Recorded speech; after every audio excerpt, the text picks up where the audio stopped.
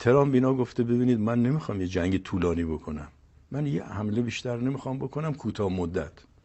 خب آقای ترامپ، تو فکر کردی ما بعد از اینکه یه حمله کوتاه مدت کردی دوباره تقاضای آتش بس میخوای بکنی؟ حتما بعد فکر میکنید ایران این بارم آتش بس رو قبول میکنه؟ من همینجا عرض میکنم، امیدوارم حرفای من این آقای ترامپ بشنوه.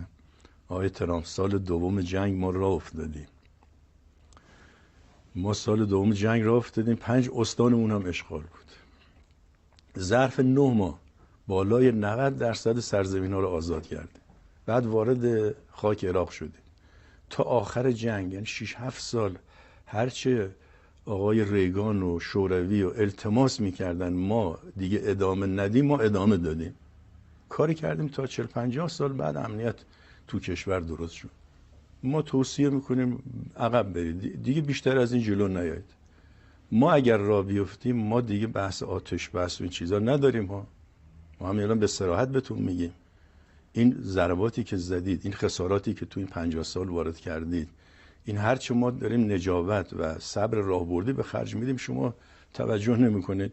ما اگر دوباره بیفتیم رو اون دوره دفاع مقدس جنگ از سال دوم به بعد، مطمئن باشید مشکلات جدی برای شما پیدا میشه.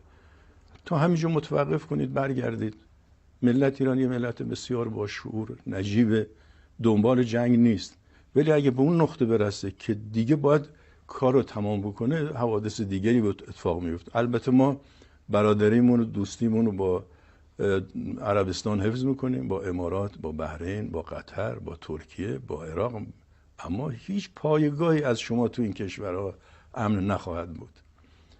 که نگاه میکنم یاد گیر کردن لشکرهای هیتلر تو برفای روسیه میافتم.